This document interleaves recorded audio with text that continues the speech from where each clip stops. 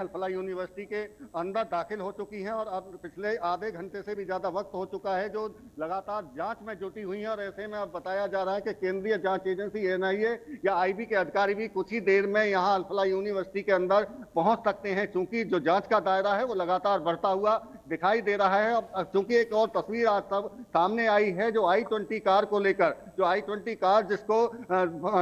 आतंकी उमर चला रहा था और जिससे ब्लास्ट किया गया था, उसके कई रूट दिखाई दिए थे फरीदाबाद में ब्लास्ट वाले दिन। लेकिन अब एक जो तस्वीर सामने आई है वो उसका कनेक्शन भी इसी अल्फला यूनिवर्सिटी से जुड़ता हुआ दिखाई दे रहा है। 29 अक्टूबर को फरीदाबाद के सेक्टर 37 से एक सोनू नाम के कार डीलर से उसको खरीदा गया था और उसके बाद में 29 और 30 अक्टूबर को वो कार इसी में दाखिल होती हुई और यहां से निकलती हुई दिखाई दे रही है। तो अब ये मान के चला जा रहा है कि जो एक्सप्लोसिव जो अमोनियम नाइट्रेट के साथ में जो उसको प्रिपेयर विस्फोट के लिए किया गया था, क्योंकि 360 किलोग्राम जो 12 सूटकेस में भरकर रखा गया था उसमें से ही जो चौको पहले से प्रिपेयर कर लिया गया था विस्फोट करने के लिए, तो हो सकता है कि वो प्रिपेयर इसी अल्फला यूनिवर्सिटी के लैब में किया गया हो। तो एक बड़ा मामला सामने आ रहा है और इसी को लेकर अब जो जांच एजेंसियां वो सक्रिय हो गई हैं, लैब की भी जांच की जा रही है। क्या इस आखिर लैब में जो स्टूडेंट्स को पढ़ाने के लिए लैब का प्रयोग किया जाता था, वहां कई मेडिकल की चीजों को बताया जाता था,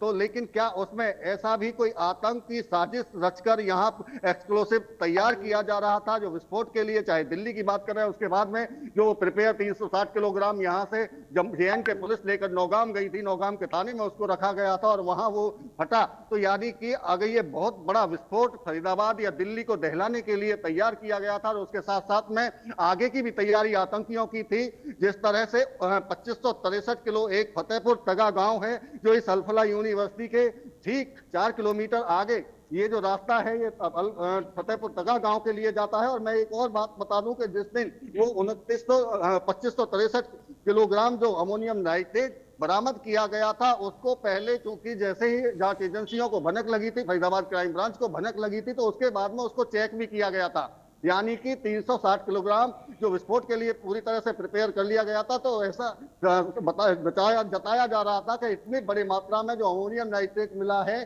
क्या उसमें भी कोई एक्सप्लोसिव हो सकता है, क्या विस्फोट हो सकता है, तो उसको पहले चेक किया गया था। बाकायदा चेक करने के बाद में जब पूरी तरह से तसल्ली कर ली गई कि वो उसमें विस्फोट अभी नहीं हो सकता है, वो पूरी तरह से तैयार उसको नहीं किया गया है, तब वहां से उसको ले जाया गया था। अब जो अल्फला यूनिवर्सिटी से क्योंकि तार डॉक्टरों के साथ साथ में बाकी अन्य स्टाफ के भी तार जुड़े हुए दिखाई दे रहे हैं, इलेक्ट्रीशियन के नाम आ रहे हैं और बाकी जो काम करने वाले लोग हैं, एक कंप्यूटर ऑपरेटर का नाम सामने आया वासिफ का, जिसको उमर की तरफ से जो लाल इको गाड़ी थी वो दी गई थी, उसको फिर एक गांव खंडावली में छोड़ा गया था। तो सभी के सभी तार जितने भी जांच आगे बढ़ रही है उसमें कहीं ना कहीं अल्फला यूनिवर्सिटी का बार बार नाम सामने निकल कर आ रहा है। जी बिल्कुल, वाकई यहाँ पर जिस तरीके से ये जांच पड़ताल आगे बढ़ रही है, तमाम बड़े बड़े खुलासे निकलकर सामने आ रहे हैं। बम स्क्वाड का दस्ता भी वहां पर पहुंचा था और उसके बाद उस अमोनियम नाइट्रेट को जो कि वहां से मिला है उसको लेकर लगातार परीक्षण भी किया जा रहा है। अजय, मैं आपके पास आऊंगी। डॉक्टर शाहीन से बातचीत की गई थी तो एक और नया नाम निकलकर सामने आया है, डॉक्टर फारूक का। क्या कुछ उनके बारे में जानकारी?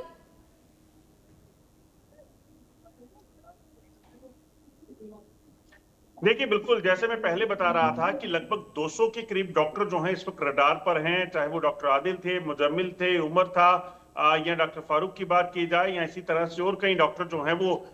रडार पर हैं। दरअसल ये तमाम लोग जो हैं वो अल्फला यूनिवर्सिटी और उमर और आदिल के, मुजम्मिल के जरिए जो है एक दूसरे को जानते हैं। डॉक्टर शाहीन जो है वो इनके साथ इन टच में थी। सबसे बड़ी बात यह है कि अब डॉक्टर शाहीन, क्योंकि जिसको गिरफ्तार किया गया और उसका पता चला कि वो यहाँ महिला ब्रिगेड जो थी उसकी जो है वो हेड थी, तो ऐसे में ये माना जा रहा है कि क्या कुछ और महिला भी हो सकती हैं, चाहे वो मेडिकल्स हों या कोई और, जिनको इस पूरे आतंक के नेटवर्क में जो है वो शामिल किया गया था। महिलाओं को साथ रखने का मतलब यह है कि महिलाओं के प्रति सुरक्षा बलों का या आम लोगों का सॉफ्ट कॉर्नर रहता है, तो ऐसे में हो सकता है कि वो एंगल भी पूरा खंगाला जा रहा हो। दूसरी चीज जो है ये है कि किसी भी तरीके से अब ये डॉक्टर का नेटवर्क जो अलग अलग कॉलेजेस में था, यूनिवर्सिटीज में काम कर रहा था, सहारनपुर हो, अल्फला यूनिवर्सिटी हो, अनंतनाग जो मेडिकल कॉलेज है उसकी भूमिका आप कहीं ना कहीं देखी जाएगी। और उसके साथ साथ पठानकोट से डॉक्टर एक गिरफ्तार किया गया है, हिरासत में लिया गया है। तो ये तमाम चीजें जो है वो देखी जा रही है कि क्या